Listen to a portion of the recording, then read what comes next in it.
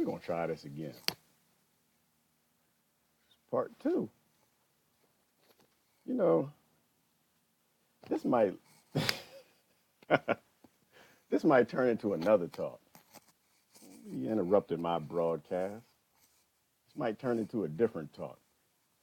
That's the only thing about talking about controversial topics online is you see your broadcast end and you're thinking, what the heck was that?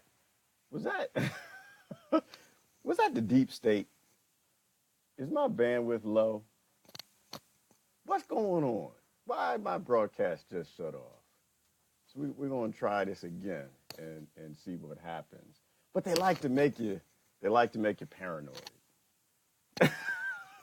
And that actually might fit this topic. I knew people who used to smoke weed. So, thank you, Nicole. Welcome back, Carter, which was a great show. Welcome back. Thank you. It's good to be back. So, I'll give a minute for people to come back in the room. Got shut down or bandwidth dropped.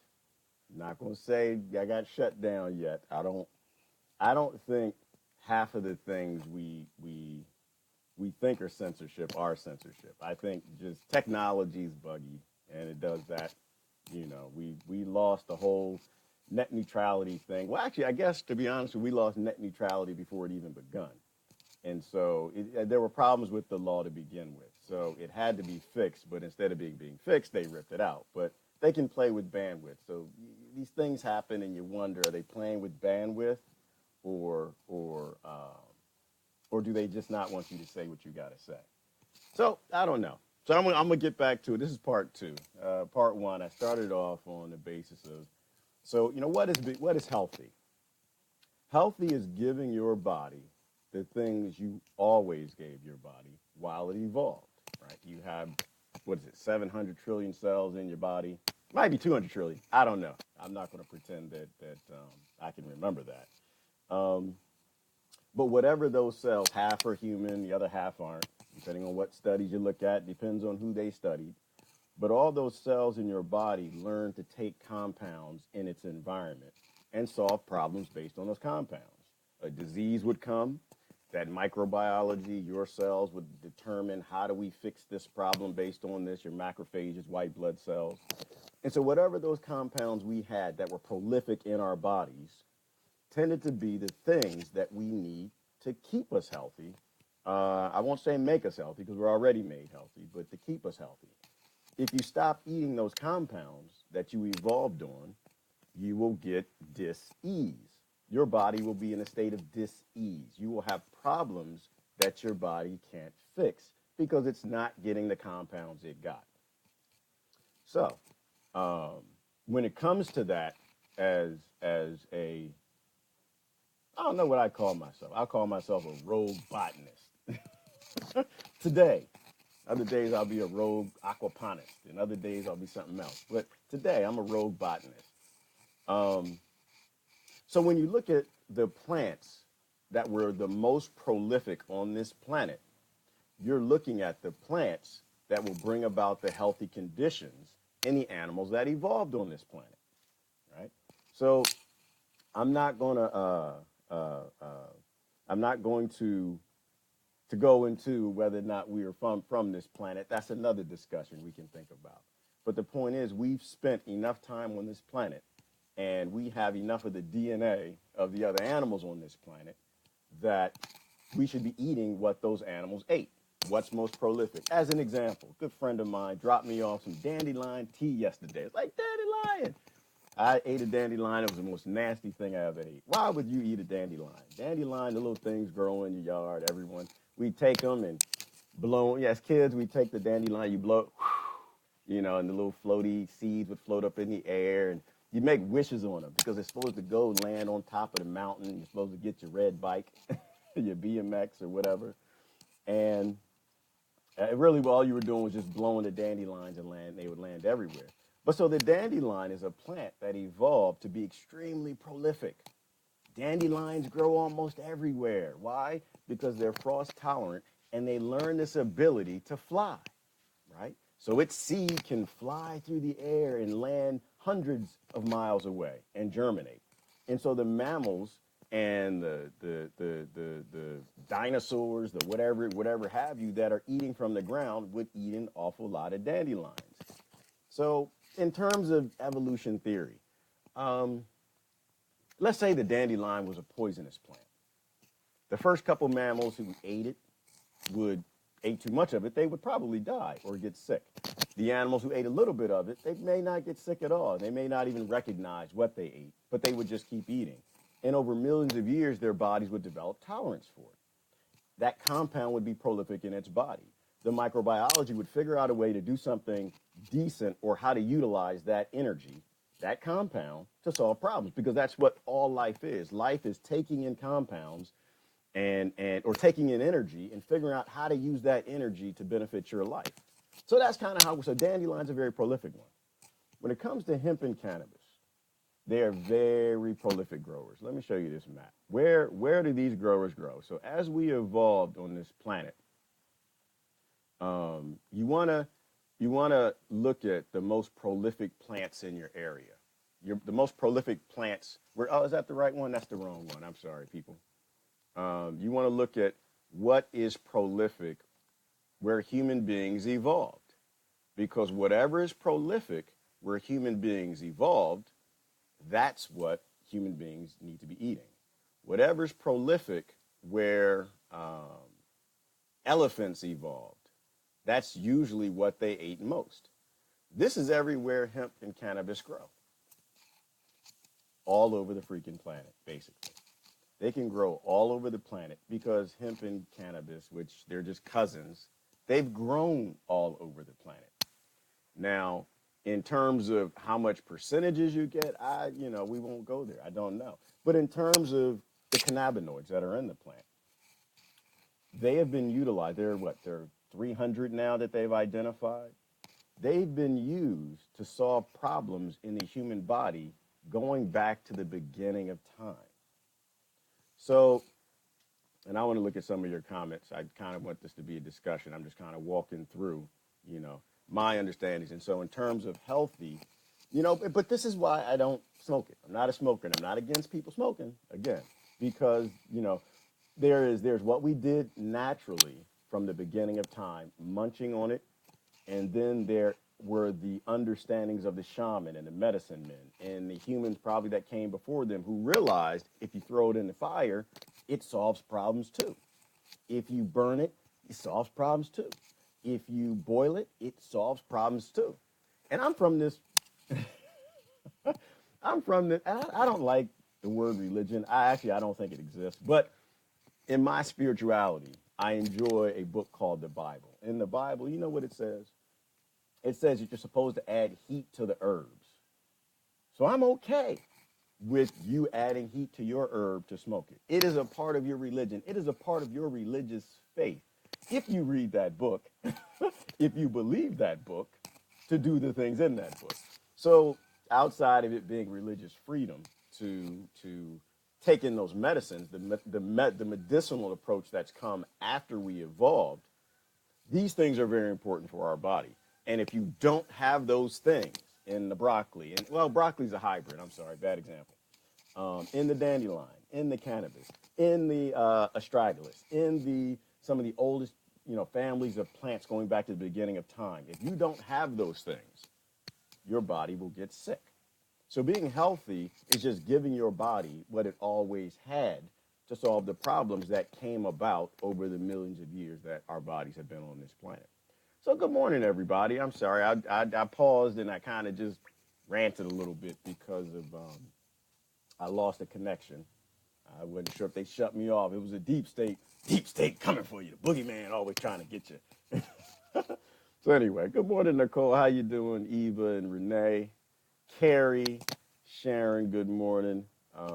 Brother Khalid, Christine, Deborah, playing with, oops. I almost said that, Carrie. What are you talking about, girl? It's too early in the morning to talk about that. I don't know what they were doing. Brother Bajourn and Andy and Mark. I think you're talking about addictive personalities.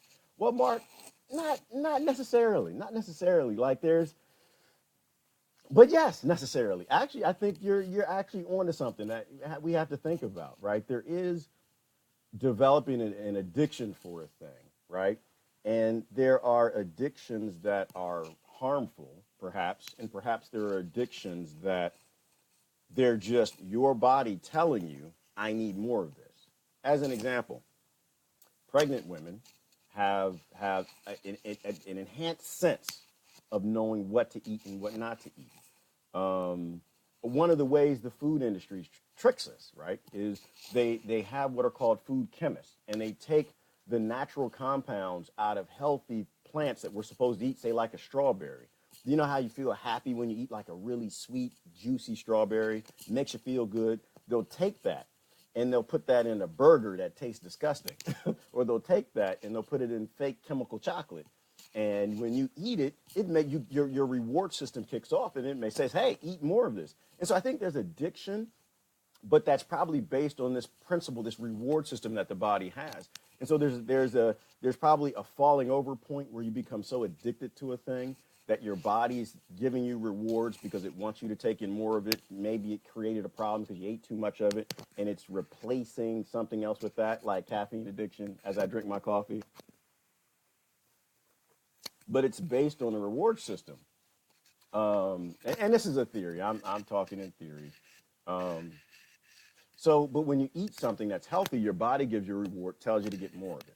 And so I think a lot of times people say you're addicted to weed, you're addicted to cannabis, you're addicted to cocaine, you're addicted to chocolate, you're addicted to milk, you're addicted to junk food. What you're really saying is you're saying that person's bodily reward system is saying, I need more of that. And I think that we have the ability, our bodies have the ability to say, eat more of this, don't eat that, that'll kill you, that's poison, or I don't need that. And why would we develop that evolving, especially with cannabis? Perhaps because we didn't have books when our genetics, the portions of our genetics that were in monkeys or cattle or mice in the fields eating all this stuff. Maybe they didn't have books and the internet and doctors to say, eat this, don't eat this, this is healthy, this is natural. Um, and so we developed a reward system that every animal has that says, eat this, don't eat that. And of course, later we got a federal government that's better than our reward system. And it tells us what we should and shouldn't eat, what is and is not healthy, what is and is not medicine, which actually was what led to this discussion. In New York right now, a lot of you guys are aware of, there are a lot of kids. There are a lot of kids. Alexis is only one of them, but aware of a lot of the kids who've seen the videos, right? I have to post one later, but you see the videos and you see the kids who are living debilitating lives, having ridiculous amounts of seizures per day. And I promise you, you will come to tears.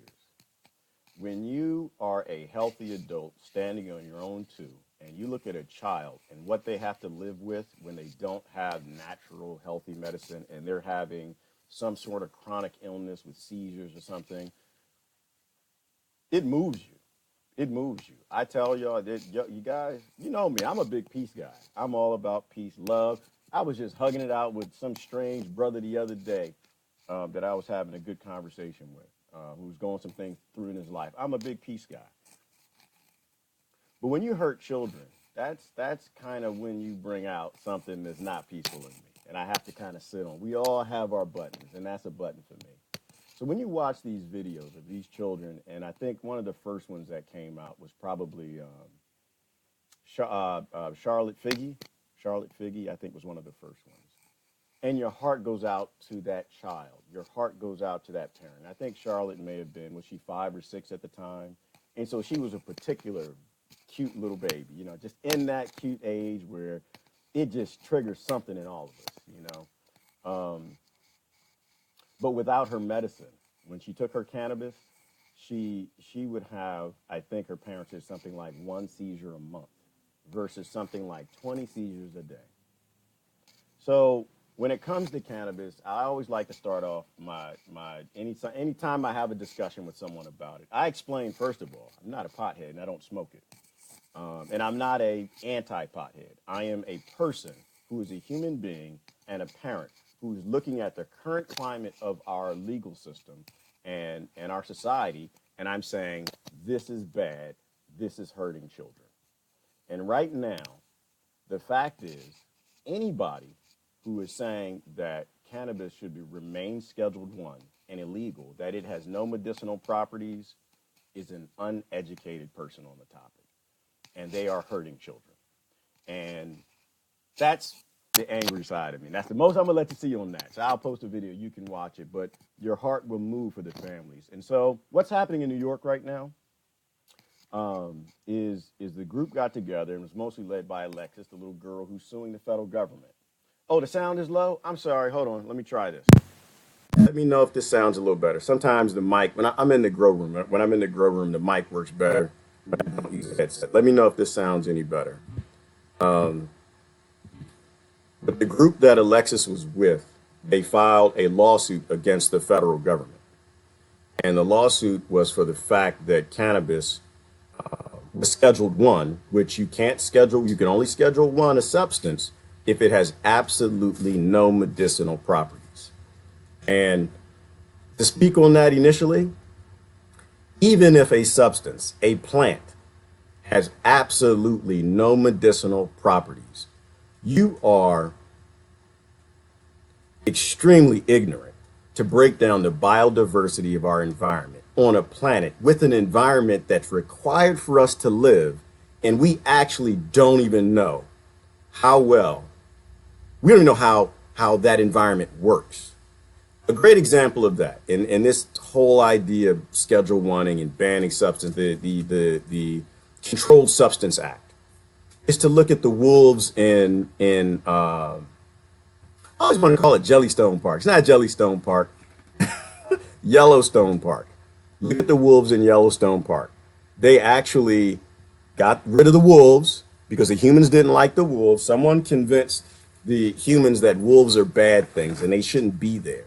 They got rid of the wolves, and it destroyed it destroyed significant portions of the ecosystem of Yellowstone Park. If you haven't seen the video, go see the video. I won't talk too much in detail, but it's an example of the ignorance of humans when we see something we don't like. They saw the Tasmanian tiger, and they made it extinct. And so this idea of getting rid of something in nature, we don't even know why it's there, what purpose it's for, what it could support, and it's a part of a massive ecosystem that we're dependent upon. Okay, so I don't want to go down that, but getting rid of the wolf, it destroyed the wildflowers. It changed how the trees grew. It got rid of a lot of the mice because the wolves weren't hunting the deer at the side of the water. Just watch, you can go on YouTube, watch the video, or I'll post it if you ask me to. So the idea of getting rid of something and you don't even know what it is, it goes back to the ignorance of things that developed industries like slavery, right? You go to a foreign country, you don't understand the indigenous people, you know, the genocide of Native Americans, and you decide that you don't know anything about them, but you're going to kill them off because you have a religion you think that they should have, or maybe they should live how you live. So the whole idea of Schedule 1ing, something that you don't understand, is based in human hubris and extreme ignorance. However, looking at the cannabis plant, which is a highly medicinal plant, extremely medicinal, and a lot of the others, I didn't even know cocaine was medicinal, but it makes perfectly good sense. If it's a if the prolific grower, then it's something we ate a lot. Keep eating it because it's what your body needs to be healthy. So, went through a whole lot to say this. So you can only Schedule 1 something if it has no medicinal properties. They Schedule 1 about a lot of things that are extremely healthy. Everyone's got their reasons as to why. But the current issue, I think, is that if you stop the mammals from eating what they regularly ate, they remain unhealthy. And it means you can sell them a lot of drugs, which is why Big Pharma has a big arm in a lot of this. Someone's talking about Jellystone Park. Stop. So Alexis and this group got together and said, we are going to sue the federal government because they are keeping this medicine from children and they're hurting them. They are keeping this medicine from soldiers who come back from war. They are making prolific an opiate crisis. They are imprisoning millions and millions of children in jail, destroying their lives, some for lifetimes, giving them a life of crime, making them into the monsters that they pretend to not want in our environment. All because they were carrying somebody's medicine or they were growing some medicine for somebody. It's completely unacceptable. So they're suing the federal government. Federal government said nope. They requested the case to be thrown out, and so they just had the first hearing in New York yesterday. The great thing that came out of that is there was no decision as of yet as whether or not they're going to throw the lawsuit out. I think I posted the press conference afterwards.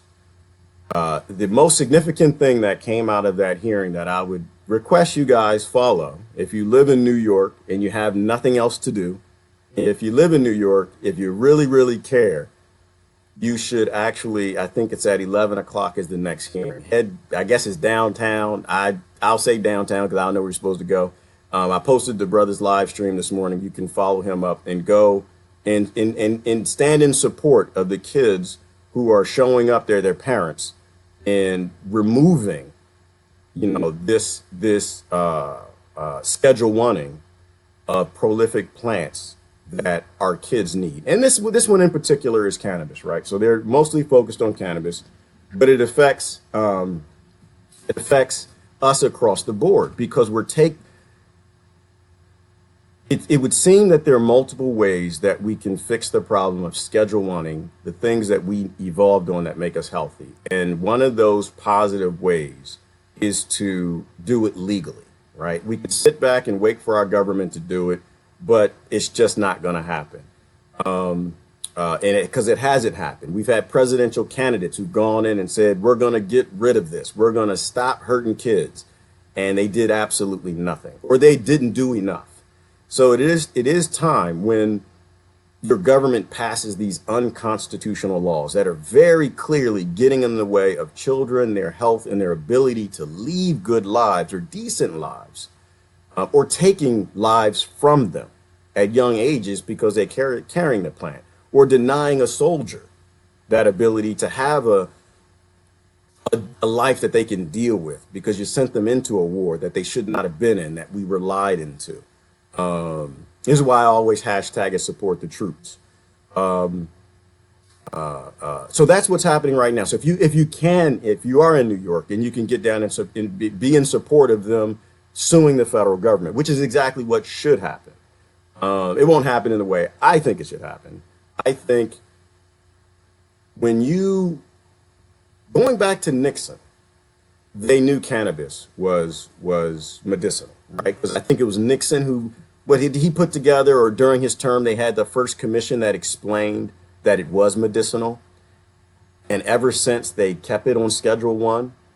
That means they knew. To me, it demonstrates a lack of either belief or willingness in the laws they wrote that got it Scheduled 1. So everybody's sense. So ignorance prior to that, ignorance could be an excuse. Ignorance could be an excuse of the federal government prior to that. But the moment they knew it was medicinal, they had to take it off of Schedule 1, and they didn't. So going back, when was Nixon in office? Going back a couple decades, every child who's died from the lack of medicine, every child who was denied a life from the lack of that medicine that we used for thousands of years and we ate for millions of years, every child who was thrown in prison, every adult who was thrown in prison, all of those people, every soldier who came back and committed suicide, we're up to 22 U.S. soldiers are committing suicide every single day now, largely for reasons no one really understands. But this is one of the things that troops use to deal with PTSD.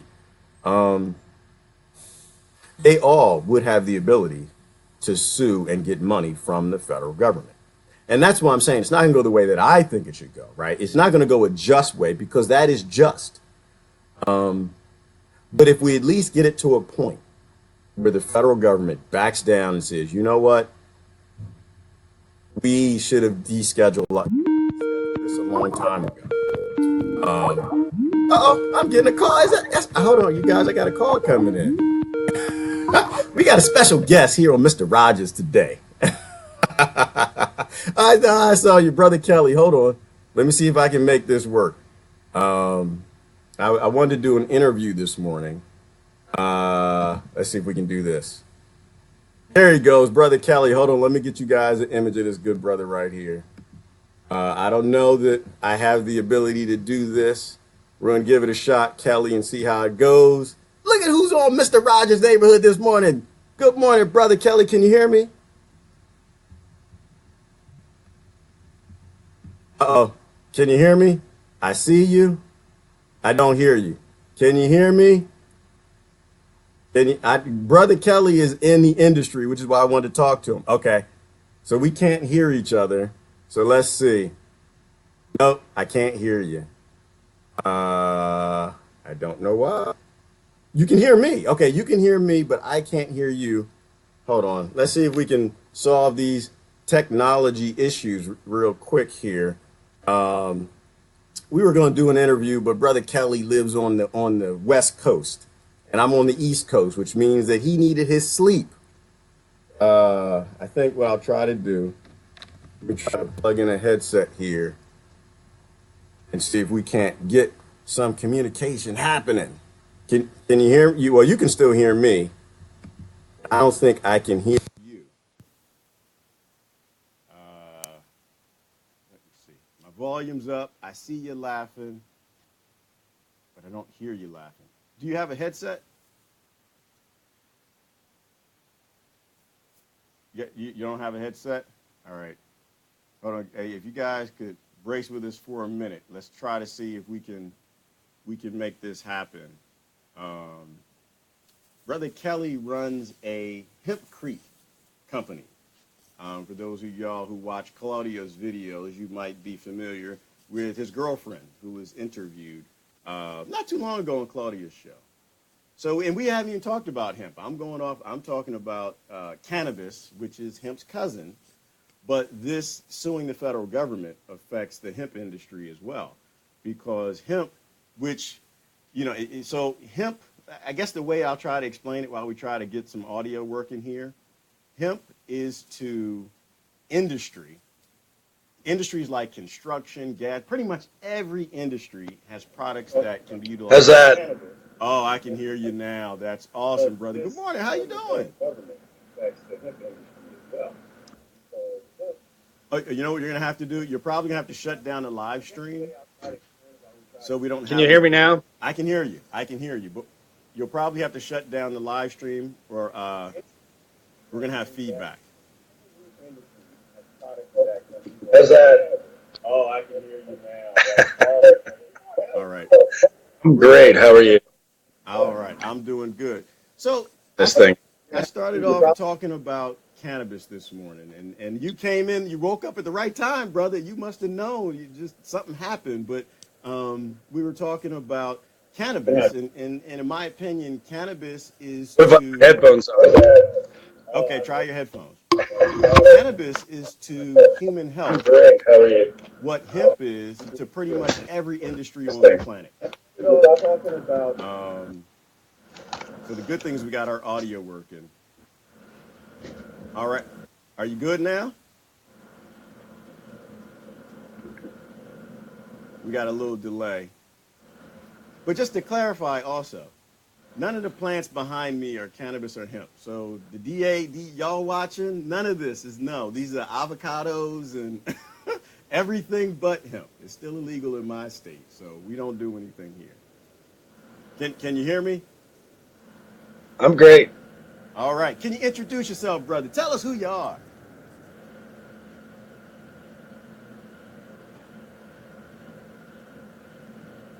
Uh-oh.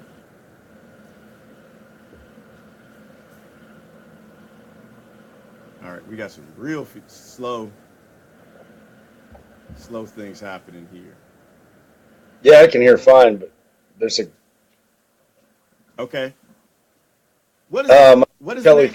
and I work. I have a company called Left Hand Hemp, and what we do is build houses out of hempcrete, and Houses. the delay.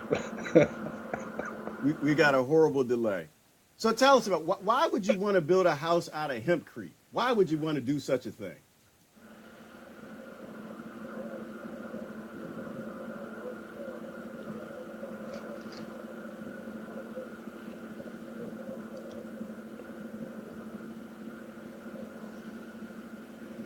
Wow, that's a serious delay. I think that might be a 20-second delay. All right. Well, um, it's a really amazing insulator first and foremost. Once you get the hemp hurd, which looks like small wood chips, coated with hydraulic lime, it's an alkaline setting. Yeah. So, and anyway, what that alkaline coating will do is it'll stop anything from molding or mildew from forming. Um, and it's also fireproof once you get it started. Wow. Okay. So that's new to me now. I didn't know. I knew there were a lot of benefits. And so it's fireproof. It's a safer building material. It's The delays anti-mold. really messed with me, so I had to pause because I was hearing myself talk.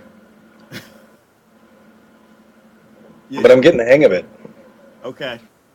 So we're gonna have trouble. We'll fight through it, but I think we're gonna have to talk for a few minute stints in between. Otherwise, the delay is gonna be a little too much. So we might have to slide away from it being too much of an interview, and you kind of explaining to us why do So it's we. going to sound like I'm interrupting you, but I'm not because I said it 20 seconds ago. We'll fight through it, brother. It's okay. So we should be building houses with hemp. So my question, where do you get your hemp from? And are the prices of the hemp houses the way they should be based on, I guess, having to import it from other countries?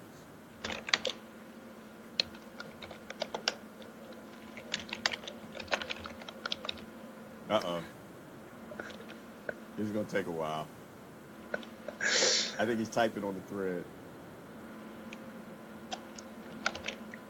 Okay. You know what, Kelly? I got an idea. You want to call me? How about call my cell phone? Could be cheaper, but it's not too bad right now. The real estate prices in Colorado are ridiculous anyway, so hey, I'll just keep talking, then it'll be a continuous monologue. Go ahead. But anyway, it is a little more expensive right now, but in the long run, the green footprint, yeah, okay. All right. So we'll try to do this over the phone, which will change a few things, but we'll get it. We'll keep the image, and we'll let him talk on the phone.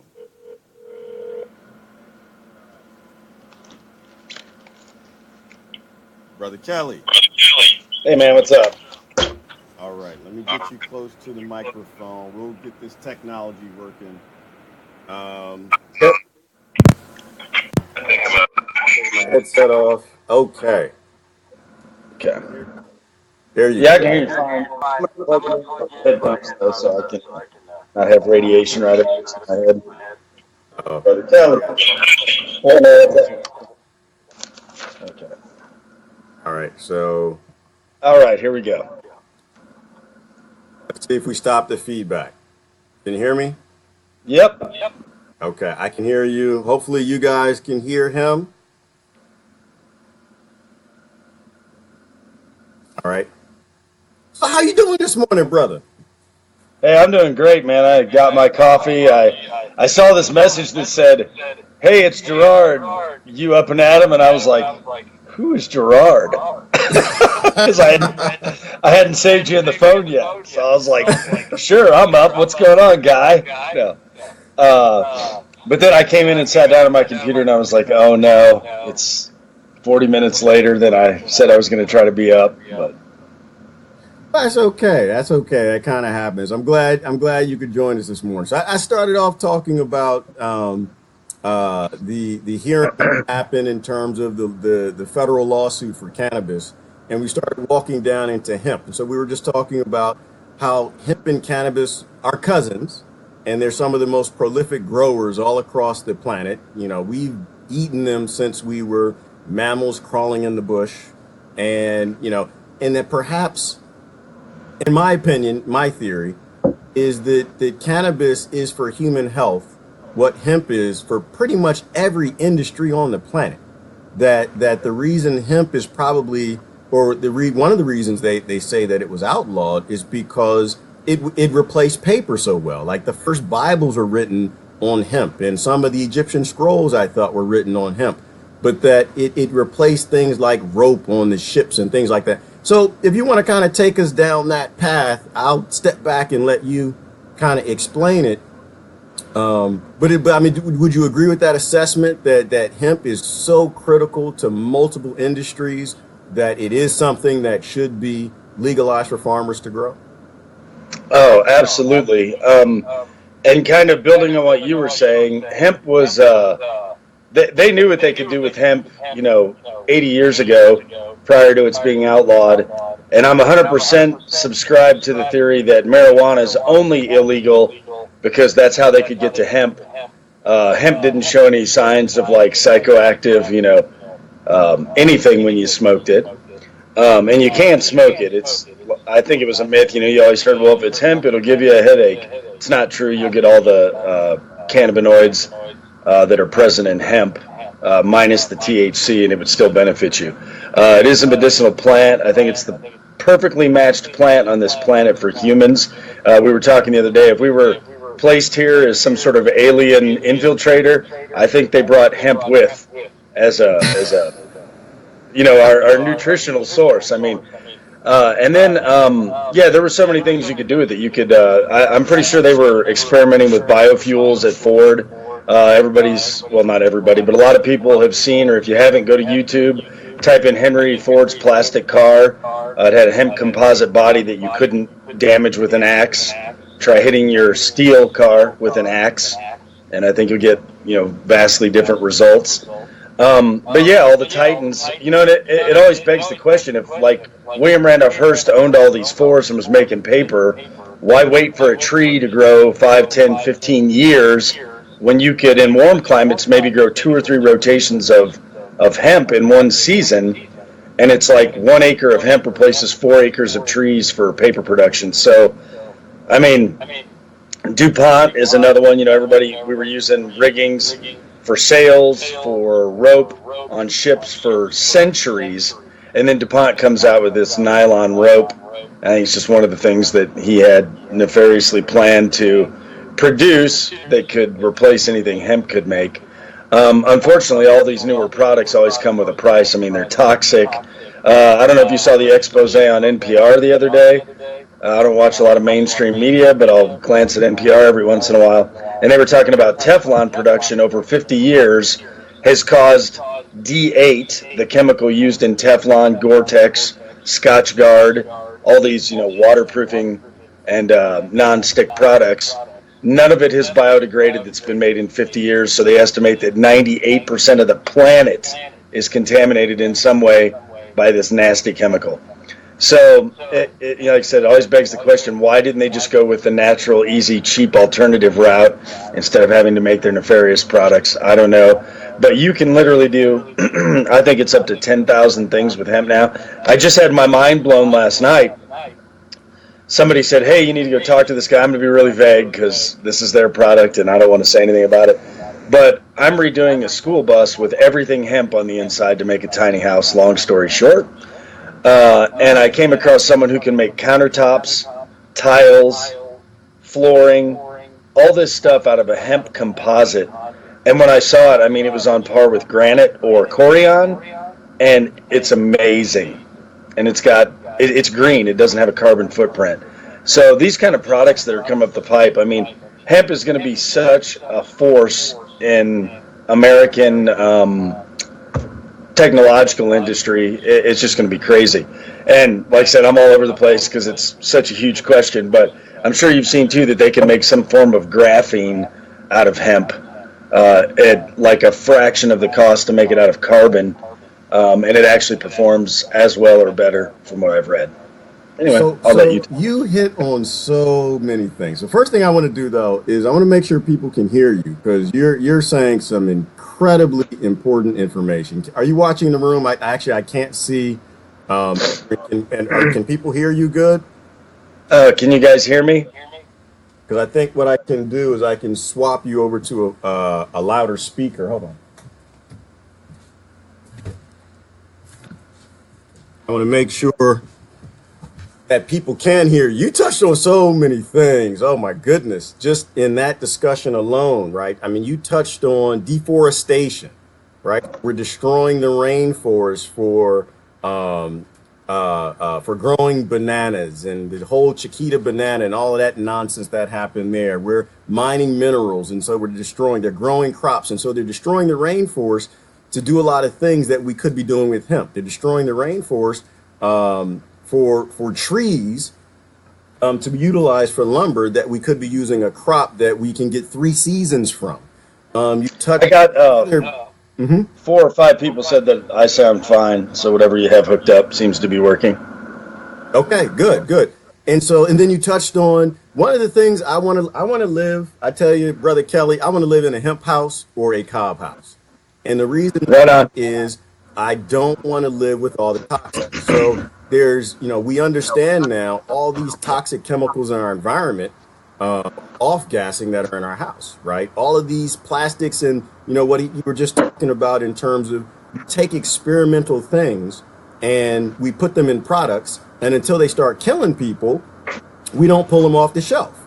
And so everyone wants to know where cancer is coming from. Cancer really is coming from a lot of bad legislation. I really hate to put it that way, but if we have thousands of products, like you just talked about, the conversation you had yesterday, thousands of products that actually can be made from hemp, a natural material in your house, you're talking about an indoor house environment being significantly healthier.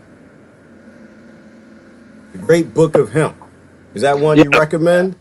So, I couldn't tell because of my delay. I wanted to show you guys this. This is an awesome book that catalogs, kind of goes through the history of hemp parallel to cannabis.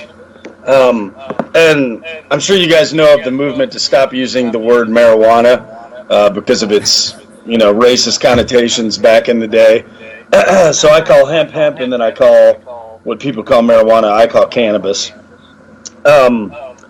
So anyway, this book, it's got studies from different countries that were submitted to, national, international audiences like the United States, for example. And regardless of any science, of course, that was presented to them at the turn of the century in the early 1900s, we just basically ignored it and said, no. And you can chalk that up to Big Pharma, I'm sure, having some influence for the last 100 years. There are a lot of great books out there. When you were talking about, wanting to live in a hempcrete house, there's one called just the Hempcrete book. Most of these books all come out of England and Europe because we're 20 to 30 years behind them in the use of hemp in various things. Canada, too. I got this one for you, Gerard, because this is another pretty good one. Cob Builder Handbook. Ooh. Yeah. So there are so many different. This is my mentor's book. This is the guy I started. Whoops, I'm off camera here.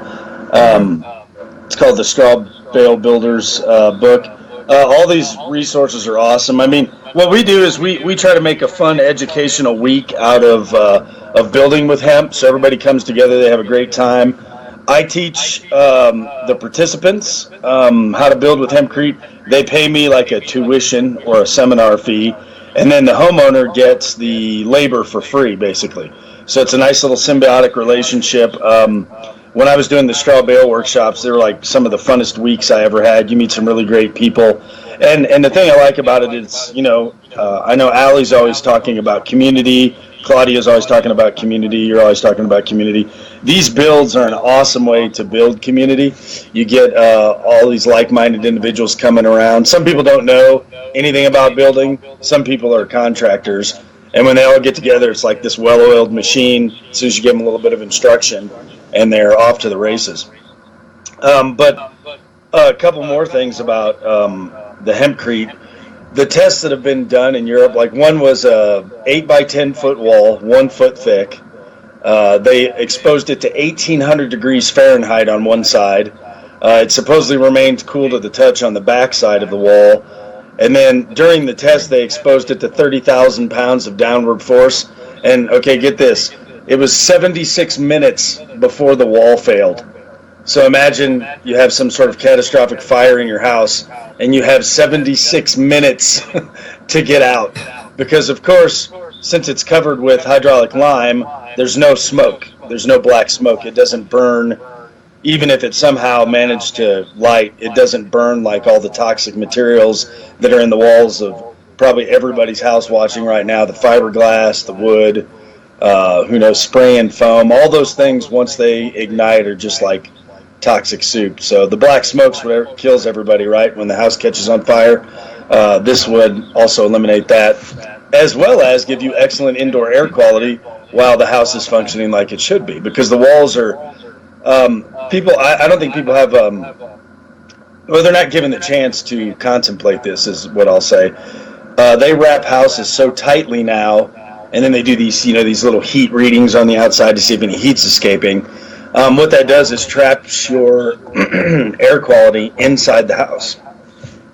And you hear a lot of stuff about sick home syndrome because you're breathing this recirculated, dusty, dirty, moldy air. Potentially could be that. Or you could have a house with walls that are vapor permeable. And by that I mean it very slowly exchanges air into and out of the walls.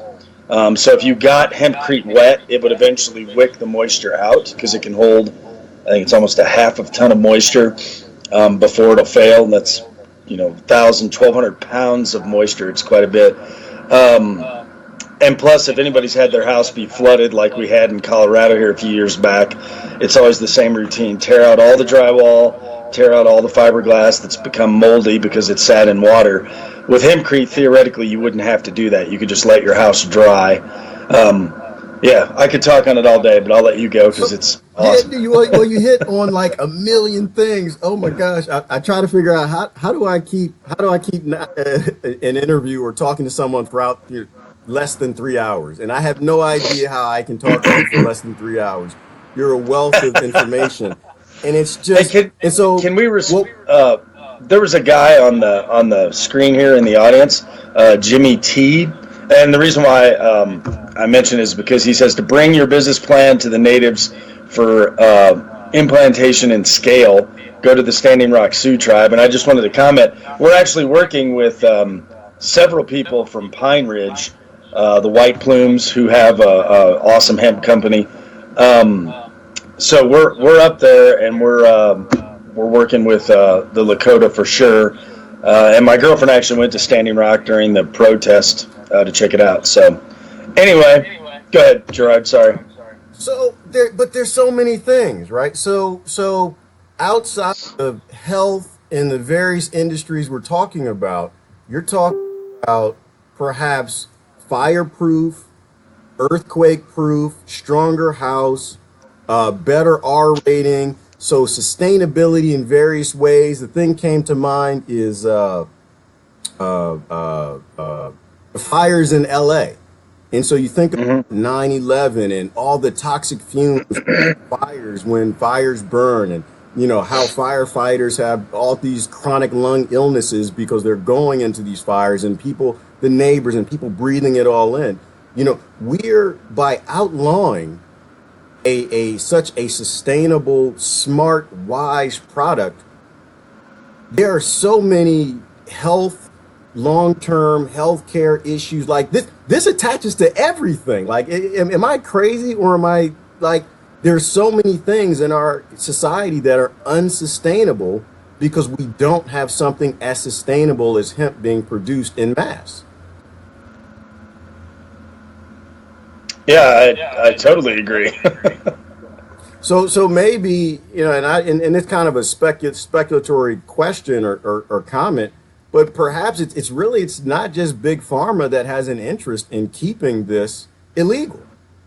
The and I know they make attempts to separate hemp from cannabis, and a lot of industries have actually have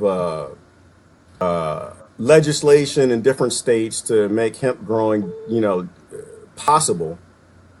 But there have to be 1,000 industries that would be affected, or 1,000 different types of product lines for hundreds of industries that would be affected by making this legalized. But you're telling me that it would make our society safer in so many ways more than we can calculate. This would save more lives. Absolutely.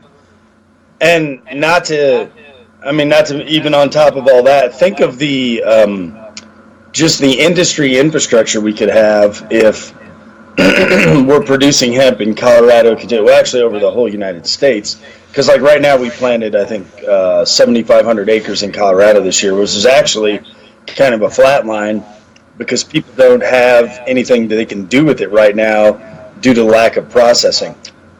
But on top of everything else you said, imagine the jobs that could be created from this industry. I mean, you have farmers, processors. If we got back into textiles in this country, producing the clothes here, food production, medicine. I mean, there's no end really. I'm having. All right, hey brother Kelly, let me do this. Yeah. I'm gonna switch you over, not just because I think I'm calling you on another line. It'll be a little louder. Mm-hmm. I don't want calls coming in interfering with our conversation. Okay, so I'm answering this Pennsylvania call. Put that one out. Okay, there we go. How's All that? right, say something there. Can you hear me? Okay, yep, I can hear you. Let me just make sure I maximize for volume. All right, there we go. I don't want the people call me all the time, unfortunately. So you start talking about your company and what you guys do. So if I'm a homeowner and I want assistance with building a hemp house or structure or something on my property, I first of all, what is your website? How do I invoke you guys? And do I need to bring the labor? Just to clarify, do my friends and family need to come in? Because community is huge. It's what we always used to do, is build things together on the farm. Or will you put a class out on your website, bring other folks in who will actually be doing the building on my property? Right. So what you do is go to learnhempcrete.com. That's our website. We're also on Facebook as Left Hand Hemp. And then, you could, of course, any homeowner's welcome to invite, whoever they want. So my business model is the people that I bring when I'm advertising your building's seminar. So what we do is we block out whatever week you want to work on the house. Well, let me back up. First, you can have us as a consultant.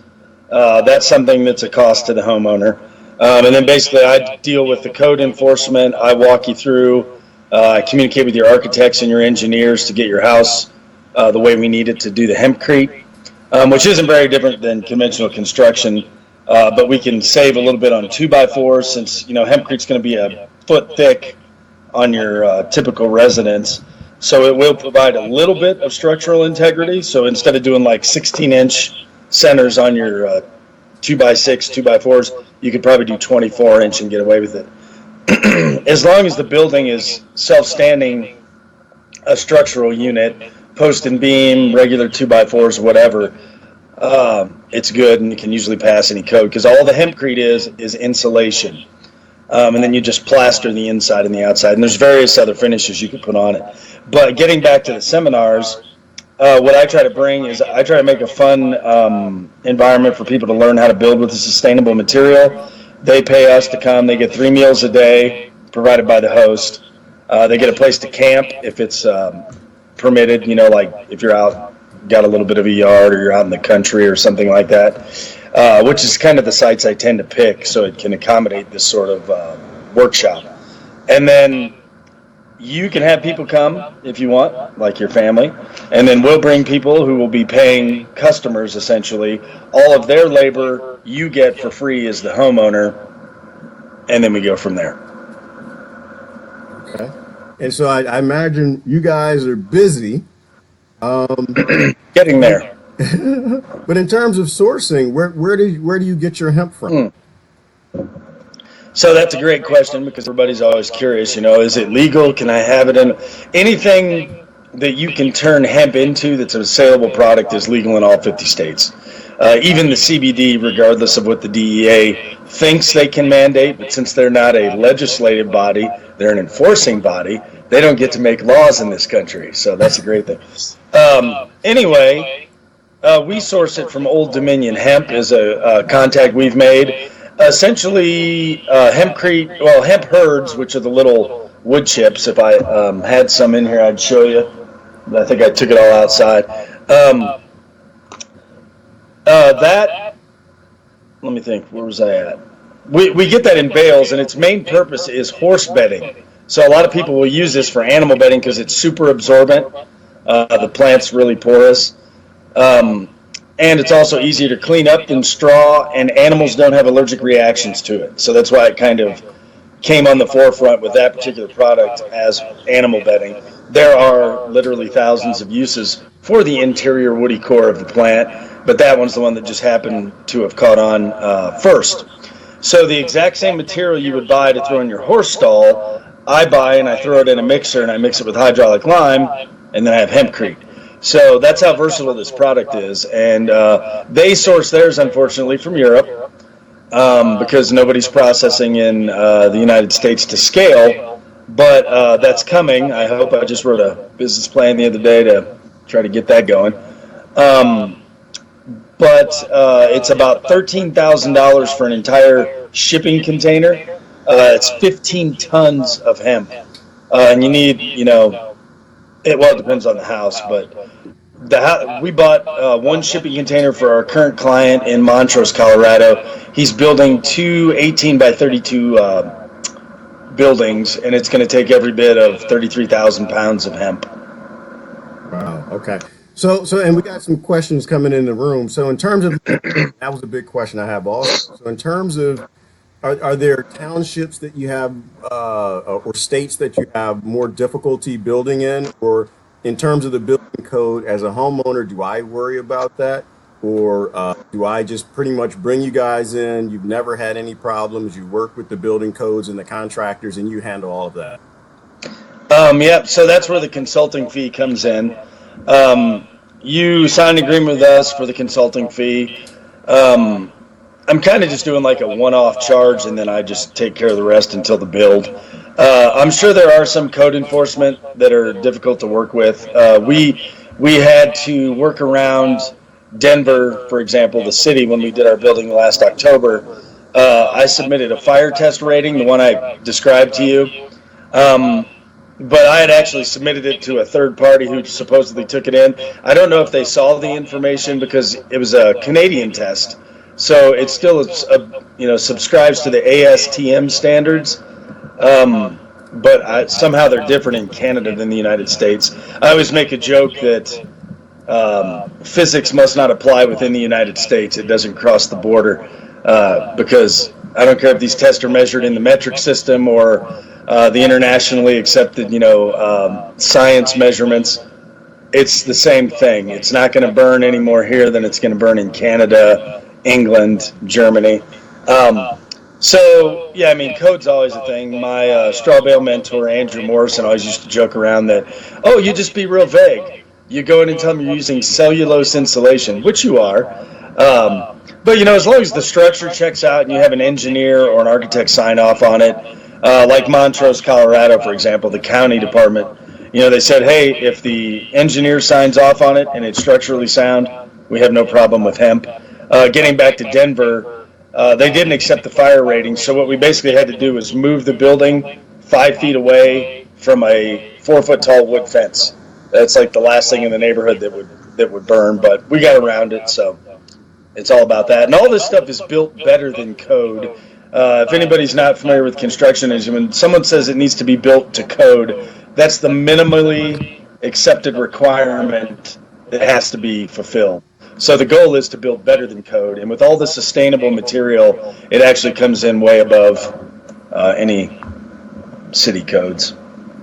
And that's every structure, right? So in terms of sustainability, I mean, you're talking about you can do horse barns, you can do sheds, you can do if people use outhouses, so it's just living structures. And so even if there are townships that have extremely hard building codes, unfortunately, we do have a lot of townships that are really anti-green, anti-sustainability for various reasons we don't even need to get into.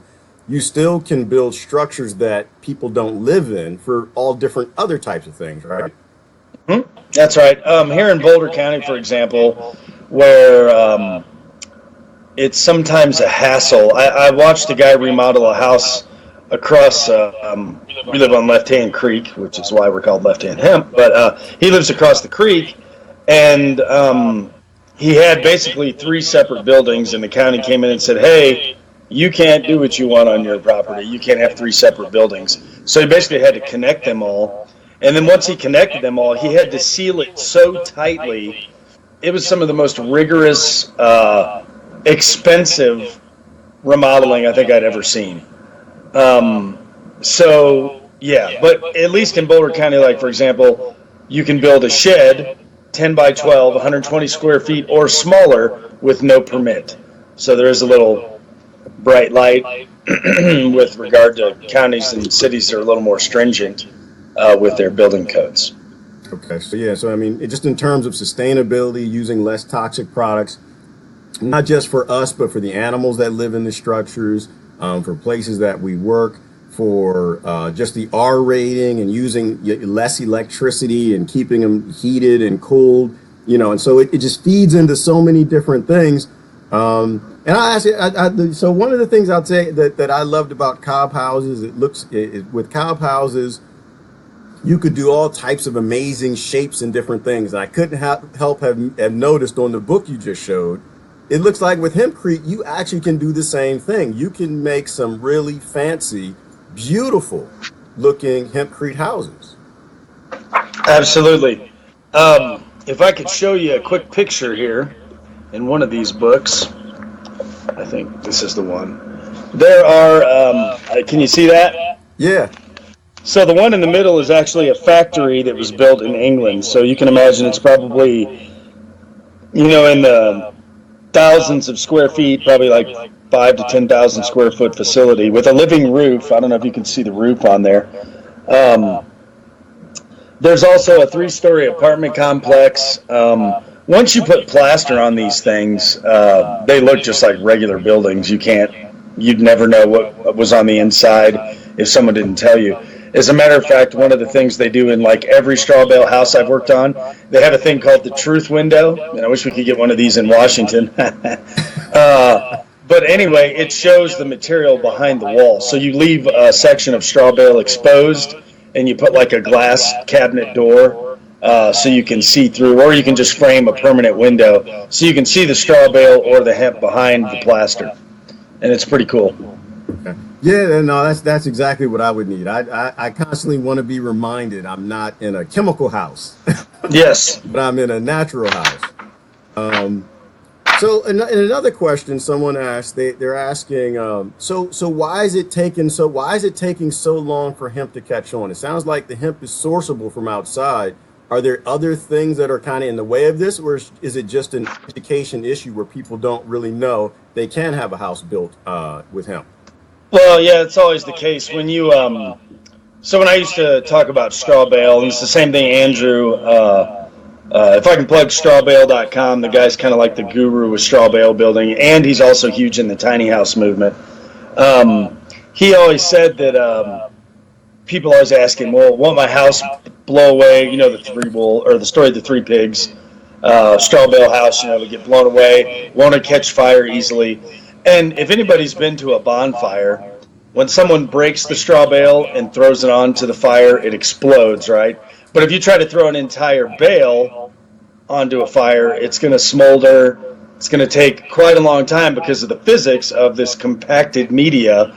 Oxygen can't get in. When you break it open, oxygen's on every surface almost of each little twig of straw. So, of course, that's why it just explodes in flames. So once you coat that with a hydraulic or natural plaster, it renders it to be even more fireproof. Now, straw bale houses can burn, but I don't know if you saw some of the clips of the houses that survived the recent spate of California wildfires. Two of the ones I saw were straw bale structures that just were still standing after this intense fire went through and burned every other house to the ground. So natural building is just a better way to go. It could lower insurance costs, even though they'll probably try to tell you that they need to insure it for more because it's some anomaly. So it is that people just don't know that they can build with these materials. And then, we're in 2018 now. It's not like, 1918 where people were self-sufficient. They were determined to do things themselves. Everybody just kind of accepts conventional construction. Oh, this is the way it has to be because this is the way they do it. Right. So one of my goals is like next month I have a seminar. I'm going to do one of these little Home Depot seminars. Not a huge fan of the company because of the founders' insane views on reality, but the people at the local one I work at are awesome. They're great. They need to be paid more. But anyway, I'm going to do a little seminar to try and get contractors aware of the word hempcrete.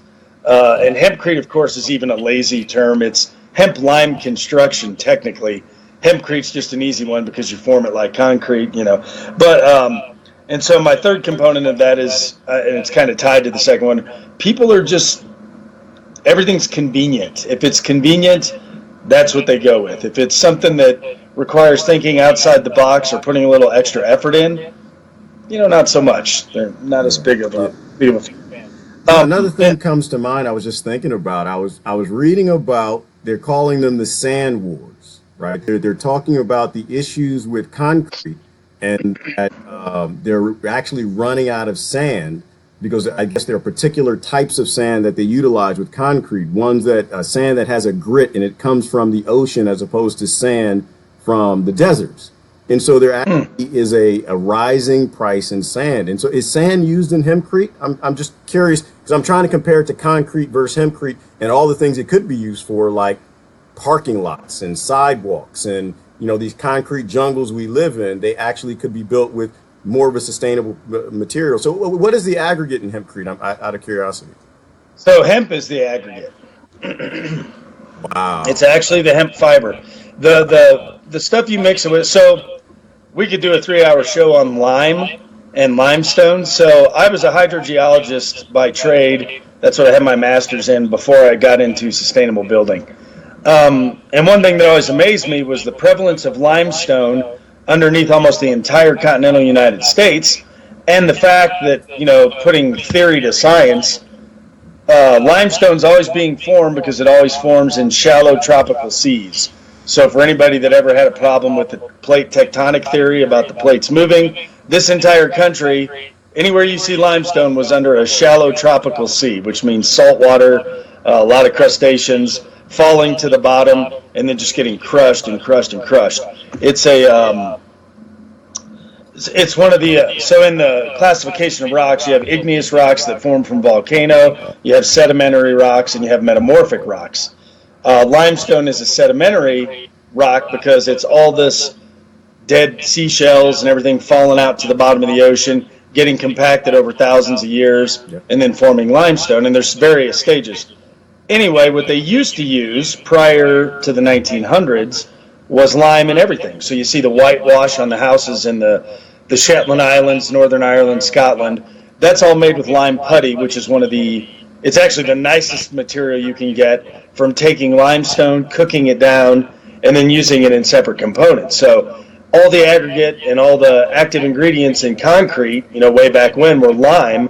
But once someone invented Portland cement, they went with Portland cement. It dries quicker, dries harder. Unfortunately, it's got a huge carbon footprint to make it because you have to get it so hot when you're cooking it. I was on a geology field trip to Wisconsin around some of the Great Lake areas, and they still had the 120-year-old lime kilns out there where they would just take the stone right in, cook it down, and then take that stuff and make whatever they were going to make out of it. So the hydraulic lime that we get now happens to come from France. And I mean, France has some sort of weird geologic perfection because the impurities in limestone are what give it a better hydraulic set. So clays, any kind of minerals that are within the limestone. Okay. And for some reason, that region of the world produces some of the best hydraulic lime on the planet. So we actually import that too. But there's one company called Transmineral that has warehouses all over the United States, one in Denver, luckily. So we didn't pay any shipping on top of whatever they had figured in. But that hydraulic lime is just a gray powder, looks like concrete. You mix it in with the hemp, with water, and then you've got your hempcrete. Wow. Sorry, I know these are long-winded answers, but I'm trying to No, cover all the no. bases. Well, some people are they have short ears. I don't. I like to know the details. I really want to know how things work and why they work, and it's phenomenal. I mean, what you're explaining, and so and if anyone's interested, I'll post later the I think it's called a war on sand, or war for sand, or something. But Yeah, that's really curious to me. There's a couple things. One, as a geology student, I thought it was fascinating that sand isn't a thing; it's a grain size. And I don't think a lot of people think of that or are taught that. So every rock that you have is actually no more than the grain size. So you've got clay, which is the finest. Think of talc and all that stuff. It's really so smooth you can't even feel any grit. That's the smallest grain size and smaller. Then you've got silt, which is a little bigger than clay. Then you've got sand, and the sand is graded into fine, medium, and coarse grained. And then you move up to pebble, cobble, boulder. I mean, it's just funny to me. So sand is mostly silicon dioxide, which is quartz, right? And I'm kind of trying to figure out how it's better from the ocean than it is from the desert. That doesn't make any sense to me, but I'm not a concrete guy, because it's all about how far a stone has traveled that gives it its angular edges, its rounded edges. Because you can get sand that's got angular edges when you're talking coarse grade stuff, or you can get the super fine stuff that's not silt, but it's still sand. But you think of the White Sands National Monument, that's actually gypsum, and the only reason why it's there is because there's no water. Gypsum's an evaporite, so if it got wet, boom, White Sands National Monument gone. yeah.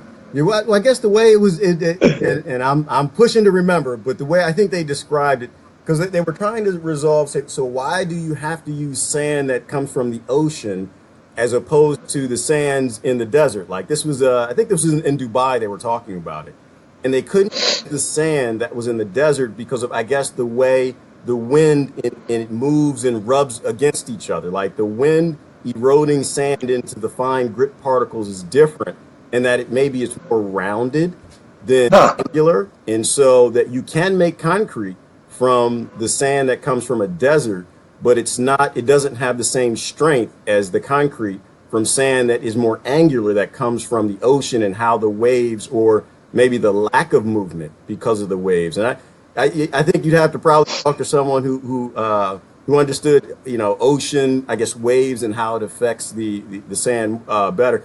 I'll send it to you, and I'll let you review it, and you tell me what you think. But it was Okay. interesting that we're robbing all of this sand from all over the planet, and now you're telling me that hemp is the aggregate, and that's phenomenal. I knew it was a component, but the fact that it's the aggregate, I mean, it really means that we can be building with hemp everywhere.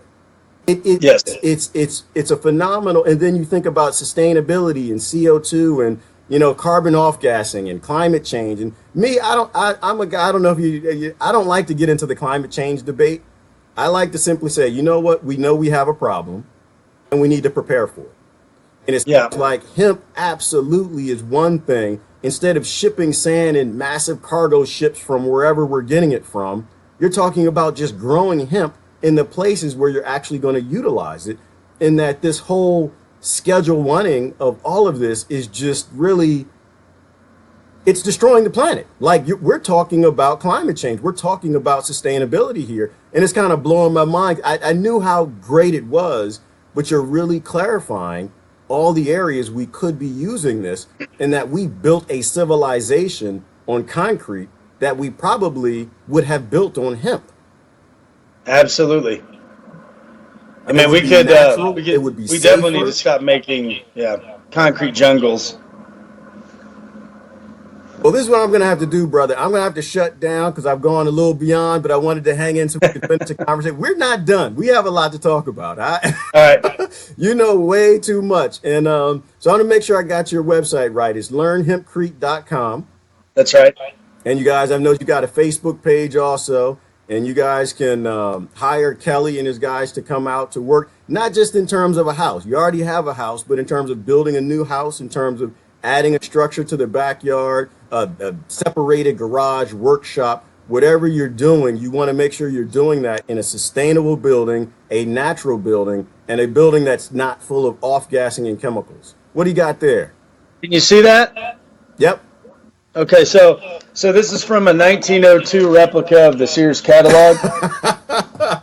You could buy hemp carpet, and I wanted to point out that the word canvas is an adaptation of the word cannabis, because they used to use hemp to make the canvas tents. You're talking like pre-Civil War, Civil War, World War I, World War II. I mean, this was huge. People used to pay their taxes with it. People used to leave it to their descendants in their wills. You're sending my brain into multiple places. Because you know, when you say that, all I see now is I see there's a product that is phenomenal at doing something. And as a manufacturer, I make something that's substandard, but I don't want to shift. And so I do everything I can to make that product that's better at what I'm doing illegal. And now I can continue to sell my substandard, unsustainable product. And that's exactly what happened to hemp from a cannabis, rope, paper industry perspective, because it was better than paper and wood, but also cannabis because from a health perspective and what it did for people with ailments that you don't get side effects because it's natural. I just see this, whatever is best at doing it, they make it illegal to sell something that's substandard, that causes more problems in our environment for our health and for climate change than anything. You're blowing my mind. We have to continue this discussion. This is only part one. Okay. Sounds great. Appreciate you taking the time, getting up early, Kelly. We'll see each other on the highways and byways. We'll come back for part two. Thank you. Appreciate your time, brother. Hey, man, take it easy. All right, you guys have a